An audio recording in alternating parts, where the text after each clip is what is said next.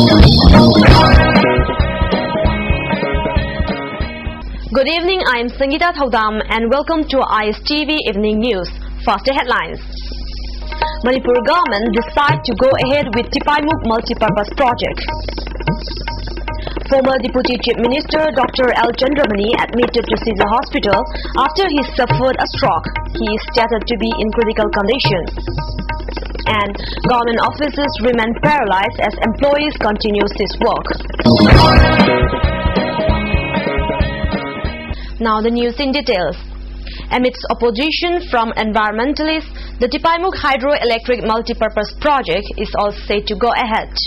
Government of Manipur, National Hydroelectric Power Corporation Limited and the Satluj Jal Vidyut Nigam Limited on a meeting held 2 days back have finalized to form a joint venture company for speedy implementation of the project. According to an official release, the trilateral meeting was chaired by the Chief Minister of Manipur, Okram Ibobi Singh. A memorandum of understanding will be signed shortly by the Principal Secretary Power, Government of Manipur, Chairman and Managing Director, National Hydroelectric Power Corporation Limited, and the Chairman of and Managing Director of Satluj Jal Vidyut Nigam Limited at Imphal. The cost of the project as of now is Rs 8138.79 crore. The equity share participation of the three partners in the joint venture will be 5% for the Government of Manipur, 69% for National Hydroelectric Power Corporation Limited, and 26% for Satluj Jal Vidyut Nigam Limited. The proposed dam of the project is to be built on the confluence of Tuibai and Barak River of Manipur. It will be 390 meter long and 162.8 meter high and will be at an altitude of about 180 meter above the sea level. The project will have an installation capacity of 1,500 megawatt electricity. An area of 275.50 square kilometers will permanently submerge in water. The project has sparked of controversy as India has unilaterally planned to build the dam just 100 kilometers of the Bangladesh border and is likely to affect two major rivers of the country. Civil society organizations and the environmentalists of Manipur have been opposing the construction of the dam as more than 20 villages will be submerged underwater, besides creating ecological imbalances.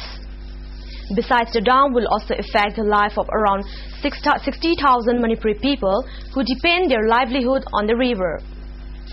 Earlier, last year, a team of experts from Bangladesh had inspected the proposed inspection site. ISTV News Chief Editor Rupachandra Yumnam also visited the proposed construction site and found out that there are differences among the villagers. Some villagers want the dam to come up while others are opposing. This is ground zero, where the Tipaimuk Dam is going to come up. On my right is the Tubai River, and on my left is the Barak River. It is at the confluence of these two rivers that the dam is going to come up about 500 meters downstream. Once the dam comes up, the village of Tipaimuk is going to be completely submerged along with 3 other villages nearby. However, the mood in the village is one of confusion and of division. While there are some people who do not know anything about the dam or the impact it's going to have on their life, there are people who would like to see the dam and be compensated. But there are several who do not want the dam as it would mean loss of the ancestral land and of their livelihood. This is Yumnam Rupachandra with cameraman Nauba reporting from Tipaimuk. Well, that was our Chief Editor Rupachandra Yumnam reporting from Ground Zero. Former Deputy Chief Minister of Manipur and MPP President Dr. L. Chandramani has been admitted to Caesar Hospital on the 8th of this month after he suffered a stroke. The 75-year-old politician who was elected from Patsoi constituency on different party tickets several times is now put under observation in the ICU of the hospital. According to Managing Director of the hospital, Dr. K. Palin, Chandramani is in critical condition as he suffered a stroke and he is also a heart patient. The 44th All India Blind Welfare Week 2010 was observed at Home for the Blind at Tagliapap today.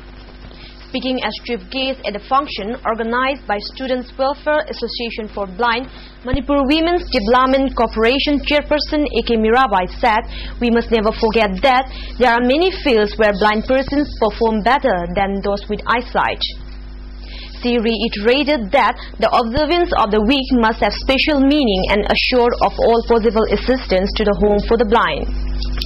President Students Welfare Association for the Blind, Dr. W. Nabachandra, in presidential speech said the government as well as the people do not seem to pay much attention to the welfare of the blind. He expressed concern over the problems being faced by the blind people while walking on the roads or traveling by buses in Manipur. Most government offices in Manipur remain paralyzed today as employees abstain from work to praise their demands for implementation of the recommendations of the 6th Pay Commission. Employees of Forest Department demonstrated today inside the office compound at Sanjentong in support of the Siswak agitation launched by the JC of Amtuk and Amjo. An employee said the demands are reasonable and the government should reconsider them. He also appealed to the government to implement the recommendations in toto.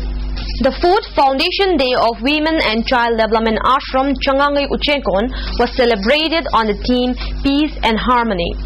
The founder of the ashram, Dr. Chongtham Jamini, said Harmony Day is being observed to bring about peace and harmony in Manipur. Devotees worship Lord Mahadeva on Shivratri today in many parts of the state.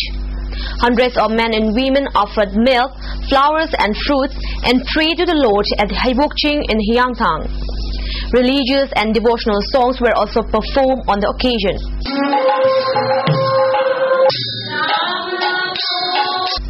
Chaos prevailed in El Sinor College, Nambol this morning after police personnel prevented students who had come to cast their votes from entering the college campus, and they were told that the election was postponed.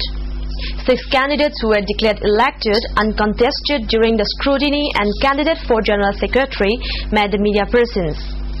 They said the principal of the college, who is also the returning officer, did not announce the postponement of the election the previous day till 4 p.m. However, the notice for the postponement was put up on the notice board after office hour. They sought a clarification from the principal by tomorrow. The college has 201 student voters. The first 57 Mountain Division Polo Tournament 2010 kicked off this afternoon at Imphal Polo Ground. Altogether, 10 teams are participating in the tournament organized by Manipur Horse Riding and Polo Association. Deputy GOC 57 Mountain Division Brigadier R.S. Grewal and Honorary President Manipur Horse Riding and Polo Association S. Budhi Chandra graced the opening function as chief guest and president respectively. Tourists from Germany and United States witnessed the polo match. In the opening match, Chinkaihunba Polo Club A defeated Manipur Sports Club B by 5 goals to 1. U.S. President Barack Obama would meet Tibetan spiritual leader the Dalai Lama at the White House on February 18, objections from China notwithstanding. White House Press Secretary Robert Gibbs said the president looks forward to an engaging and constructive dialogue. However, Obama would meet the Dalai Lama in the map room and not in the Oval Office. That's all we have for tonight. Let's have a look at the headlines once again. Manipur government decide to go ahead with Tipaimuk multi-purpose project. Former Deputy Chief Minister Dr. L. Chandramani admitted to Caesar Hospital after he suffered a stroke. He is stated to be in critical condition. And government offices remain paralyzed as employees continue this work. Repeat telecast of ISTV Evening News will be available on ISTV Channel 2 at 9:45 p.m. and on ISTV Channel 1 at 7:45 a.m. the next morning. Thank you for being with us. Good night.